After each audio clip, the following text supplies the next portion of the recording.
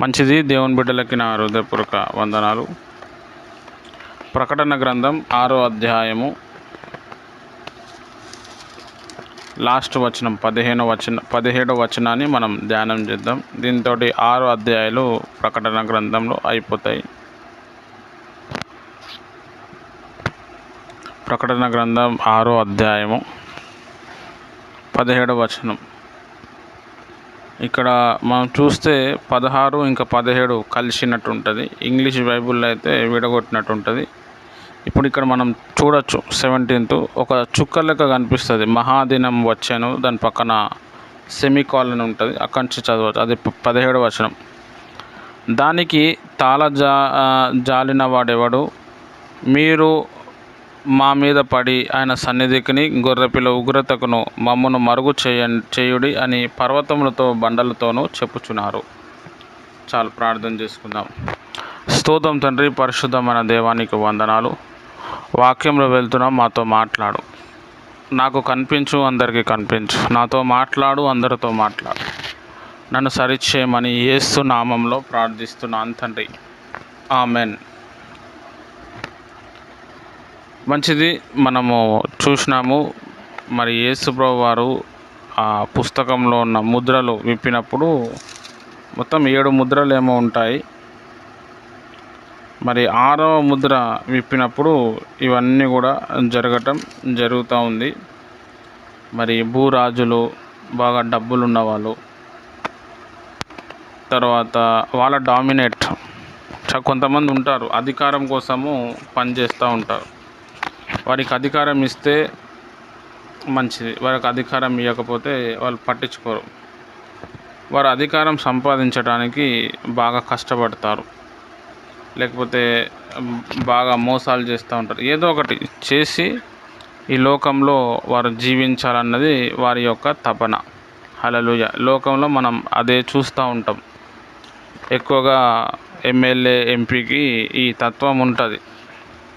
వాళ్ళు అధికారంకి రావటానికి అన్ని రకాల ప్రయత్నాలు చేస్తారు. డబ్బులు ఇస్తారు, మందు తాగిపిస్తారు, దాని తర్వాత బంగారం కూడా ఇస్తారు. మా తెలంగాణలో అయితే ఓట్లు అయినప్పుడు బంగారం బిల్ల కూడా ఇచ్చారు. 5,000 ఇచ్చారు. కొంతమందికి 50,000 కూడా ఇచ్చారు వాళ్ళు గెలిస్తే. ఓన్లీ ఓటేనికి 50,000. హల్లెలూయా. అధికారం కోసం వస్తుంది. అధికారం వచ్చినప్పుడు ఆ 50,000లో లక్షలు ఎన్ని ఖర్చు అయితే పెట్టారో అంతకంటే ఎక్కువ డబ్బులు కూడా వాళ్ళు సంపాదిస్తారు. వాళ్ళు మన మీదనే సంపాదిస్తారు. పోనీ సంపాదించి మొత్తం వాళ్ళు అనుభవిస్తారంటే ఏం ఉండదు. అధికారంలో వచ్చిన తర్వాత 10 సంవత్సరాల తర్వాత, 20 సంవత్సరాల తర్వాత చనిపోతారు. అయితే అలాంటి వారు కూడా అక్కడ వచ్చి ఆ కొండలకు చెప్తారంట, మీరు వచ్చి మా మీద పడండి, మమ్మల్ని చంపేయండి, ఆ ప్రభు దినం మేము చూడలేము అని వాళ్ళు చెప్తా ఉన్నారు. హల్లెలూయా. నీ ధనం ఏమైపోయింది, నీ జ్ఞానం ఏమైపోయింది, నీ డబ్బు ఏమైపోయింది, నీ పలుకుబడి ఏమైపోయింది. హల్లెలూయా. మహాదినము, దేవుని యొక్క మహాదినం వచ్చినప్పుడు దేవుని ప్రియమైన వాళ్ళను అన్నీ వ్యర్థపరచబడతాయి. కొత్త ఆకాశము, కొత్త భూమి దేవుడు చేస్తా అని చెప్పాడు. ఈ కొత్త భూమి, కొత్త ఆకాశంలో మన దేవుని ప్రజలతో మనము బ్రతుకుతాం. హల్లెలూయా. చాలా ఇంపార్టెంట్. అయితే దానికోసం మనం ఇప్పటి నుంచి ఏం చేయాలంటే ప్రయత్నం చేయాలి. మన మైండ్లో అరే నేను దేవుని రాకడలో ఎత్తబడాలి అనేది ఉండాలన్నమాట. ఎప్పుడు కూడా మనం ప్రభు ఇంకొక 500 సంవత్సరాల తర్వాత వచ్చారు. మనం 500 సంవత్సరాలు బతకలేము, మనం చనిపోయినాం. ఇప్పుడు నేనే చనిపోయినాను అనుకోండి, నేను ఒక దగ్గర పాతి పెట్టబడతా.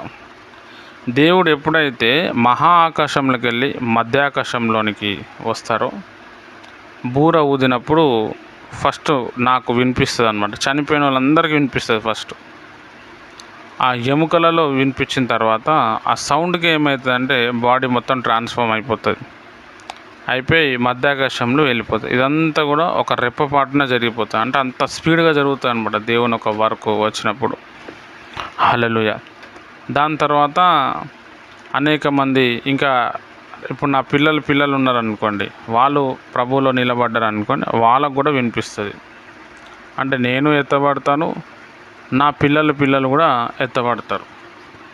అది రెండో పునరుద్ధానం. అందరం కలిసి ఆ మధ్యాకాశంలో ఆ విందు జరుగుతూ ఉంటుంది, 7 సంవత్సరాల విందు. హల్లెలూయా. అప్పుడు ఇక్కడ ఉన్న ఈ ప్రజలకి చాలా శ్రమ వస్తుంది. అయితే దేవుని ఒక బూర స్వరము వినిపించే లోపల చాలా భయంకరమైన కఠినమైన శ్రమలు ఉంటాయి. అసలు ఇక తట్టుకోలేమన్నమాట. చాలా భయంకరం. శత్రువులు పెరిగిపోతారు, స్వార్థప్రియులు పెరిగిపోతారు. మనం చచ్చిపోతే బాగుండని కోరుకునే వాళ్ళు ఎక్కువ అయిపోతారు. నీ వల్ల నాకు ఆహారం దొరకలేదు, నీ వల్ల నాకు నీళ్ళు దొరకలేదు, నువ్వు చనిపోతే నాకు ఆహారం వస్తుంది కదా అని చెప్పి అన్ని రకాలుగా క్రైస్తవులకి ఇబ్బందులు పెడతారు. ఎందుకు అని అంటే ఇది రాకడ దినాలు. అందరు ప్రభువుని నమ్ముకోలేరు, కొందరే ప్రభువుని నమ్ముకుంటారు. అది కూడా ప్రభు యొక్క కృప వారి మీద ఉంటే, ప్రభు చిత్తం ఉంటేనే వాళ్ళు నమ్ముకుంటారు. హల్లెలూయా. చాలా ఇంపార్టెంట్. ఒక భార్య ఉన్నది అని అంటే అది మనకు భూమి మీద ఉన్నప్పుడే భార్య, తల్లి ఉన్నదంటే భూమి మీద ఉన్నప్పుడే తల్లి, తండ్రి ఉన్నాడు అంటే భూమి మీద ఉన్నప్పుడే. చనిపోయిన తర్వాత అది ఏముండదు ఇంకా. హల్లెలూయా. చాలా ఇంపార్టెంట్. ఎవరిది వాళ్ళది సెపరేటు ఆత్మ అన్నమాట. అయితే వీళ్ళు దేవుని రాజ్యంలో రావాలని దేవుని యొక్క సంకల్పమై ఉన్నది. నశించిపోయే వారందరూ కూడా దేవుని రాజ్యంలో రావాలి. కాబట్టి క్రైస్తవుడు అనే వ్యక్తి ఏం చేయాలంటే ఒక పక్క ప్రార్థన మీద కాన్సన్ట్రేట్ చేయాలి,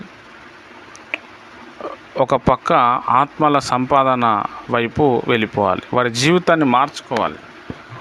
మనం ఈరోజు ఈ ప్రకటన గ్రంథము దేవుడు నాతోని మాట్లాడుతున్నందుకు మెయిన్ రీజన్ ఏంది అని అంటే మనం ప్రిపేర్ అయిపోవాలి. ఇంకా దేవుడు రాబోతున్నాడు, ఆయన వచ్చే ముందల సూచనలు కనబడతాయంట. చాలామంది చంపబడతారు, ఇక్కడ చూసిన భూకంపాలు, యుద్ధాలు, లోకమంతా మొత్తం కంపించిపోతుంది. ఆయన వచ్చే టైంలో ఈ విధంగా ఉంటుంది అనేది మనం తెలుసుకొని దేవుని ప్రియమైన వాళ్ళు మనల్ని మనం ప్రిపేర్ చేసుకోవాలి. హల్లెలూయా. మనకి టెన్షన్ వస్తూ ఉంది, రోగం వస్తూ ఉంది, మనకి ఇబ్బంది అవుతూ ఉంది. ఎందుకు అని అంటే మన ఆలోచన విధానం. ఈ లోకంలో ఏది కూడా శాశ్వతం కాదు. బతకటానికి డబ్బులు కావాలి, అది ఎట్లయినా దేవుడు ఇస్తాడు. ఏనాటికీడు ఆనాటికి చాలును. హల్లెలూయా. చాలా ఇంపార్టెంట్. ఇప్పుడు ఊర్లలో మనం ఉంటాం, పల్లెటూర్లలో, అక్కడ బ్రతకటానికి ఏముండదు, ఓన్లీ పొలం పని చేసుకోవచ్చు. ఇంకా అందరు పొలం పని చేస్తే మరి మిగతా వాళ్ళు ఇట్లా కొంతమంది ఏం చేస్తారు అంటే ఛార్జీలు పెట్టుకొని పట్టణం వచ్చి సిటీలో ఏదో ఒక ఏ పని దొరికినా ఆ పని చేసుకుంటా కొంతమంది బ్రతుకుతారు. కొంతమంది మంచిగా చదువుకొని వచ్చి సిటీలో జాబ్ కొడతారు, లేదా సిటీలో నేను ఇంత చదువుకున్నా సార్ నాకు ఉద్యోగం ఇవ్వండి అని చెప్పి ఆ ఉద్యోగం మీదనే బ్రతుకుతారు. హల్లెలూయా. సిటీలో పబ్లిక్ బతుకుతున్నారు, ఊరిలో కూడా పబ్లిక్ బతుకుతున్నారు, ఇద్దరు కూడా బతుకుతున్నారు. ఇంకా కొంతమంది సిటీ ఊరు కాకుండా దేశ విదేశాల్లో వెళ్ళి బ్రతుకుతున్నారు. హల్లెలూయా. ఒకప్పుడు ఒక దేశంలో వెళ్ళి పని చేయటం అన్నా, ఒక దేశంలో వెళ్ళి చదువుకోవాలన్నా చాలా కష్టం ఉంటుండే. ఇప్పుడు చాలా ఈజీ అయిపోయింది. Easy method. జస్ట్ వీసా వస్తే ₹1,00,000 కట్టేస్తే ఫ్లైట్లో వెళ్ళిపోతారు. అమెరికాకు పోనీకి 27-28 అవర్స్, 24 గంటల కంటే కూడా ఎక్కువ పడుతుంది. అది ఫ్లైట్లో కూర్చొనే పోవాలి. 2 ఫ్లైట్లు దాటి పోవాలి, 2 దేశాలు దాటి వెళ్ళిపోవాలి. అంత దూరం. ఒకప్పుడు ఒక మెసేజ్ రావాలి అంటే చాలా దూరం పంపాలంటే చాలా కష్టం అవుతుండే. అప్పుడు ఎక్కువగా సముద్ర మార్గం ద్వారా మెసేజ్లు, లెటర్లు పంపించేటోళ్ళు. ఇప్పుడు జస్ట్ ఓన్లీ వాట్సాప్. నువ్వు ఏ దేశంలో నెట్ ఆన్ అయి ఉంటే చాలు, నీకు వాట్సాప్లో మాటలు వినిపిస్తే వాట్సాప్లో మాట్లాడుకుంటారు. మరి ఫోన్పే నుంచి ఎక్కడ పడితే అక్కడ డబ్బులు వేసుకోవచ్చు. ఇప్పుడు టెక్నాలజీ పెరిగిపోయింది, ఇంకా కూడా టెక్నాలజీ పెరిగిపోతుంది. హల్లెలూయా. టెక్నాలజీ పెరిగే కొద్దీ ఖర్చు పెరుగుతుంది, లాభాలు పెరుగుతున్నాయి, నష్టాలు పెరుగుతున్నాయి. చెట్లని చాలామంది చంపేస్తున్నారు, మనుషుల్ని చంపేస్తున్నారు, వాటర్ దొరకలేదు. నార్త్ ఇండియా సైడ్ అయితే చాలా ఘోరం. అసలు ట్రైన్లలో వాటర్ తీసుకొచ్చి వేస్తున్నారు. హల్లెలూయా. మనకు సౌత్ ఇండియా కొంచెం వాటర్ పర్వాలేదు, కానీ అసలు బతకలేము మనం నార్త్ ఇండియాలో అయితే. ఇంకా కరువులు, కాటకాలు, ఇబ్బందులు ఇవన్నీ కూడా పెరిగిపోతాయి. హల్లెలూయా. అయితే క్రైస్తవులైన మనం ఏం చేయాలి అంటే, దేవుని రాకడకి ఎవరు కూడా మార్చలేరు, ఏమి చేయలేము. అయితే మనం ప్రార్థన ద్వారా వెళ్తూ ఒకవైపు ప్రార్థన, ఇంకోవైపు ఆత్మల సంపాదన, ఇంకోవైపు కుటుంబం చూసుకోవటం, కుటుంబ ధర్మము నిర్వర్తించుట. మనకు దేవుడు ఏ కుటుంబం అయితే ఇచ్చిండో ఆ కుటుంబంలో ఏ పోస్ట్ ఇచ్చిండో, భర్త పోస్టా భార్య పోస్టా, దాన్ని మనం కొనసాగించాలి. నాలుగోది ఏంటంటే దేవుని రాకడకు సిద్ధపడాలి. హల్లెలూయా. ఈ మూడు చేసినప్పుడు ఆటోమేటిక్ దేవుని రాకడికి మనం అప్లై అయిపోతాం, మనం క్వాలిఫై అయిపోతాం అన్నమాట. ఈ మూడిట్లో ఏది చేయకపోయినా మనం దేవుని రాకడికి వెళ్ళలేము. హల్లెలూయా.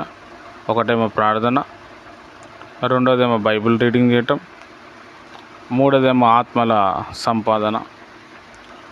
ప్రార్థనలోనే బైబిల్ రీడింగ్ చేసుకోండి. ప్రార్థన, బైబిల్ రీడింగు, ఆత్మల సంపాదన రెండోది, మూడోది కుటుంబ ధర్మం. హల్లెలూయా. ఈ మూడు మనం చేసినప్పుడు దేవుని ప్రియమైన వాళ్ళరా, మరణం ఎట్లాగైనా వస్తుంది. నువ్వు ఎంత మంచిగా ఆరోగ్యమైనా కాపాడుకో, దేవుడు యాక్సిడెంట్ ద్వారానే నేను చంపిస్తాడు. లేదు నువ్వు ఫుల్ ఆరోగ్యంగా ఉండు, ఆయన నేను తీసుకొని పోతాడు. మోషేని మనం చూస్తే ఆయన ఆరోగ్యం డల్ అవ్వలేదు, ఆయన సత్వ తక్కువ కాలేదని రాయబడ్డది. ఆయన కంటి చూపు మందం కాలేదు, కానీ తీసుకొని వెళ్ళిపోయింది దేవుడు. హల్లెలూయా. చాలా ఇంపార్టెంట్. ఇవన్నీ కూడా దాచబడిన సీక్రెట్లు అన్నమాట. కాబట్టి దేవుని ప్రియమైన వాళ్ళ, దేవుడు మననైతే పిలుస్తున్నాడు. ప్రశాంతంగా ఉండాలి, మంచి ఆరోగ్యాన్ని మనము కాపాడుకోవాలి, మనకు నచ్చిన ఫుడ్ తినాలి. ఫుడ్ కోసం మనం ఎంత డబ్బులన్నా పెట్టచ్చు. ఏదేమైనా కానీ ఫస్ట్ రాత్రి అవ్వగానే ఫస్ట్ పడుకోవాలి, తర్వాత పొద్దున్న లేచి మన పని మనం చేసుకోవాలి. ఆత్మలు సంపాదించడానికి మనం బయలుదేరాలి. ప్రార్థనలో కొంచెం ఇచ్చేయాలి దేవునికి. కుటుంబంలో ఏమేమైతే ఉందో, ఇంట్లో ఏమేమి చేయాలో అవన్నీ చేసుకోవాలి. ఇవన్నీ చేసినప్పుడు ఆటోమేటిక్ మనం దేవుని రాకడకు సిద్ధపడతాం. దేవుడు పిలిస్తే వెళ్ళిపోతాం. అన్నీ వదులుకొని పోవాల్సిందే, ఏముండదు. అన్నీ అసలు మనకే తెలియదు. హల్లెలూయా. ఇప్పటి వరకు కూడా మనం జీవితంలో అసలు దేనికోసం బతుకుతున్నాము, మనం ఎందుకు ఇట్లా ఉన్నాము అన్నది మనకు ఇంతవరకు కూడా తెలుస్తలేదు. మనం ఒక కారు కొనచ్చు, ఒక ఇల్లు కొనచ్చు. దేనికి కొంటున్నాం ఒక కారు, ఒక ఇల్లు అని అంటే మన అవసరతల కోసం. హల్లెలూయా. కావాలి, ఇల్లు కావాలి, కారు కావాలి, డబ్బులు కావాలి, ఫోన్ కావాలి. కానీ దానికంటే పెద్ద అవసరత ఏంటంటే మనం పరలోక రాజ్యంలో ఎత్తబడాలి. ఆ ఎత్తబడటానికి మనల్ని మనం మార్చుకుంటూ, మనల్ని మనం సరి చేసుకుంటూ, మనకి మనము చెప్పుకుంటూ, మన ప్రియుని మనము వెతుక్కుంటూ వెళ్ళిపోవాలి. ఇది క్రైస్తవ జీవితం. క్రైస్తవ జీవితంలో ఉన్న మెయిన్ కాన్సెప్ట్ అన్నమాట. హల్లెలూయా. ఇది మనం చేయకుండా మనం పరలోక రాజ్యంలో ఎత్తబడలేము. కాబట్టి లోకం పరిస్థితి చాలా భయంకరంగా మారబోతుంది.